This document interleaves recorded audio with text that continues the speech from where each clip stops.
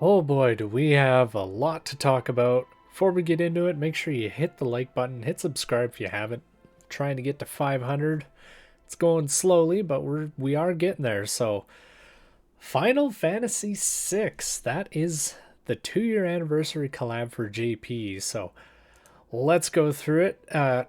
Tina Branford, that's Terra in JP. So we're going to be getting her, we're going to be getting Locke, we're going to be getting Celeste. And that event is starting, ooh, let's see here. Sunday? Oh, we're pretty quick here for JP. So probably March for us. I think that's when Final Fantasy X was. The free character is Locke. So that is the freebie for this one. So look forward to that.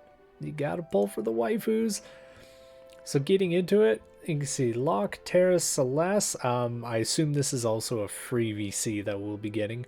They're all cost 90. Locke is light, Terra is fire, Celeste is water. Let's talk about Terra first. So her main job is Magic Warrior. Her sub-jobs are Blade Soul and Paladin. They did note that she has Immortal Spirit in her Paladin kit. Limit Burst is Crescent Riot Sword, raises her own spirit pierce rate for 3 turns and then deals damage large to targets in range. Okay, so the little synopsis for her. She specializes in magic and slashing attacks that depend on her magical powers. So she's going to be a fire magic attacker with slash. So she's looking pretty good. She's also able to inflict disable on your opponent. That's really nice. So top right, Faraga Sword deals large damage and gives Ice Eater and chance to disable. So this is your disable skill right here. Bottom left is Meltdown, which is large fire damage, and it is a sure hit skill, so 100% hit. And then bottom right is Unlock Magic, raises slash attack of all allies within range, and then increases own magic for 3 turns. I didn't get a screen cap without his head in the way, so sorry I can't show off the range on that.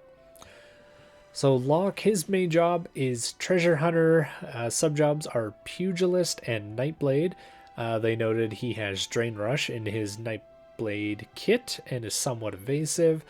His limit burst is Sky Mirage Dive, lowers slash attack resistance and significantly lowers reaction ability activation rate to target for 3 turns, then deals damage large. That was a mouthful.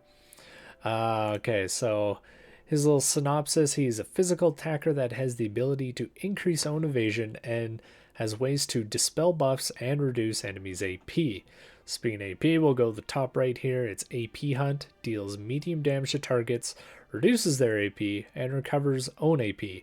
So it's kind of like an AP leech. That's really interesting. Bottom left, Dispel Dagger, removes all buffs from target, then deals large damage. Bottom right, Adventure's Wisdom. This one was not translating well for me. Something along the lines of raises single target resistance and then has something to do with the counter abilities. I couldn't figure that one out. Maybe someone else knows and they can drop that in the comments down below. Celeste, this is the unit I want. Water finally gets a tank, and I am so pumped for this. Her main job is Imperial Rune Knight, sub-job Spellblade, and Red Mage. Limit Burst, Elegant Spinning Edge, raises all attack type resistances for 3 turns, then deals large damage based off magic. She is a magic-based tank. Like, not much else to say about that. Top right, this skill is really, really cool. It's called Runic Blade. Nullify 1 reflectable magic attack and absorb part of its used AP, and then cast Shell on self for 3 turns. Like, that is insane. Just nullifies 1 magic attack straight up. You take the AP, and then you get a shell. Like, bottom left is Rune Break. Lowers target spirit and then deals medium damage. And then the bottom right, the name wasn't working for me. It was Shogun something. Increases hate, single target resistance for 3 turns.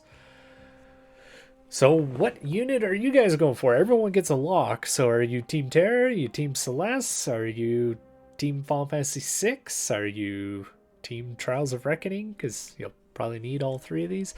Um, so the events, obviously they have event medals. These are the maps we'll be fighting on. And then each character has a weapon to farm. So 3 new weapons getting added into the game. That's amazing. And then looks like they're going to give Locke in a 10 shot. Hopefully this stays with Global. Remember Final Fantasy VII? JP got a 10 shot, and then our Tifa just got plunked in our mailboxes without a free 10 shot. So keep that going. So next up was Final Fantasy XIV, and it is not an Endwalker. This is basically just a rerun with EXs. So Thancred, they just made him more of a bruiser. They didn't really make him a tank. Should note that they're also giving everyone Thancred for free, and the event will give enough materials to 120 him. So it might just be the shards, enough shards to 120 him, maybe not the materials, because, you know, they don't like giving us blossoms. But yeah, they're just, hey, here's a 100 cost light unit that performs like a 50 cost unit. You get them for free. Talking about his changes, Super Bowl 2 has the HP consumption removed, adds HP consumption down. Camouflage 2 added defense piercing rate, and then the 25 skill Blasting Zone 2 lowers defense of targets within range for 3 turns, then deals medium damage. Going on to Stola, they added Xenoglossy 2, so it gets Human Killer. Nokian 2 gets Magic Attack, Piercing Rate, and Accuracy added. And then the 25 job is Scion's Fiera 2, raises his own Magic Attack, Piercing Rate for 3 turns, and deals medium fire damage. I don't know. The naming, like, all the skills, they just gave it number 2. They didn't add anything else to it, come up with a different name. Like, it's kind of lame, honestly. They did show off an Endwalker VC. There was no info on it at all. They said it'll info to come, so we'll probably know, 22nd, like it says there. And then the Ice Warrior of the Crystal Varus. Looking at the artwork, looks like he's got a book hanging on his shoulder, so is a Scholar Ice Mage. Really thought he was a fist type at first, but then, yeah, we saw the book. We kind of pieced that together. Lucio, the freebie from the Warrior Crystal, he finally gets finished. He gets his Limit Burst. It is Luminous End. It lowers light resistance for 3 turns and deals damage large. So if you didn't get Summer Killfay, well, now you still have a Light Slasher for the Light Imperil. The final guy shows up. He's the big bad boss. Looks like his name is Alstoria. Not much more info given on him. They said he'll show up in chapter 4 and 5 and be out in January, I do believe they said. And then they showed off this Chaos Odin VC. And they gave no info on it, so I don't know. And then we get into some of the little changes that they gave. Ability to enhance TMRs. So it looks like we're getting runes that we can slot in to increase their power. It said that you can increase power, status, and sets.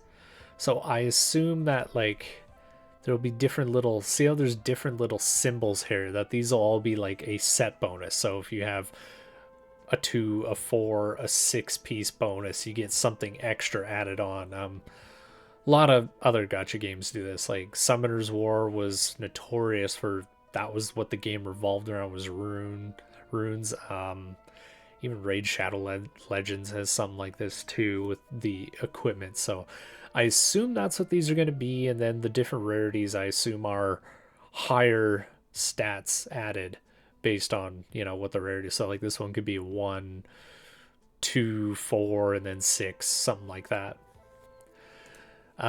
This one was big. They said sub VC slots. The requirements are that a unit needs to be level 99, or at least level 99, and the VC needs to be level 99 to unlock the second slot. How it works, the team said they're still working on that. So we don't know the stats you're going to get. They were talking about like 10%, 50%, something along those lines. They also didn't say how the party effects will work, so even the team didn't know what these are going to do, but they're like, let's show it off anyway. This item is cool. This just lets you reset Nesper boards, so saves you 50 viz. So hopefully these are given out as like rewards for some events, mission clears, something along those lines. Just don't put them in the shop and make them worth viz to save viz. Like, it just doesn't make sense. And then we got into the fan vote. It was a fan vote of who you would like to sit beside. This is the results here. This was... Cat, stop it. Totally lost my train of thought. But she won. I think she was like Oberon's sister, I think is who she is. I don't know who she is yet. She looks really cool. She's obviously an archer. You can see a bow there. And then the second vote was who would you like as a boss? Jaden. And then you got some people want the Dommy Mommy. And then the final vote was who would you like as a swimsuit unit in the future? Helena. We're going to get a third Helena. Okay. If this ever comes to global, which it probably will, basically I have two requirements for it.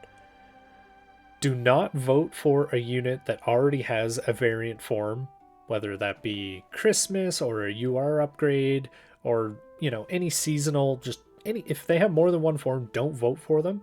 And then number two, don't vote for a unit that hasn't come out yet.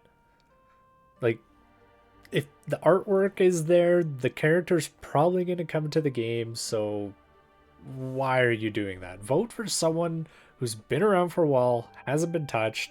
Obviously, most of the male units in the game have never had a alt form except for Stern and Mont. Those are the ones off the top of my head. But then you got the older ones. Lucia is one I would love to see get some sort of alternate form, whether it be a fan vote or upcoming Christmas. Just use your head and don't troll. Don't vote in Zazen again. Some other little notes at the end. They said Royal Rank 8 will get speed times 3, and then speed 2 is added at a lower Royal Rank.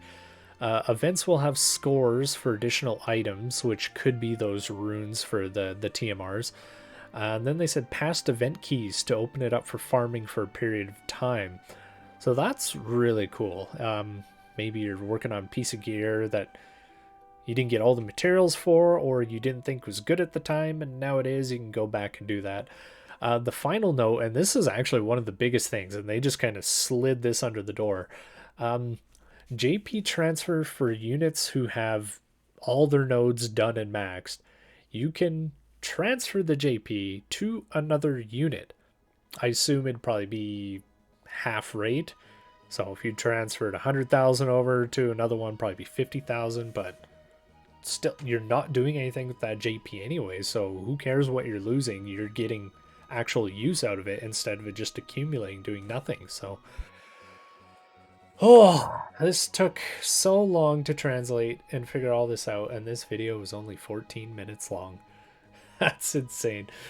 But that was the news. We'll have global news coming up pretty soon. They're just gonna announce a moose, and then we carry on with Stay Strong November. And I hope there is no 2 paid viz shop coming up, because that might break me if the deals are that good. So stay tuned for that. I hope you guys like this. I know it's more of a talking head, long-winded video, but the info is out there now. Now you guys know. So Final Fantasy VI, alas, here we go. Take care, guys.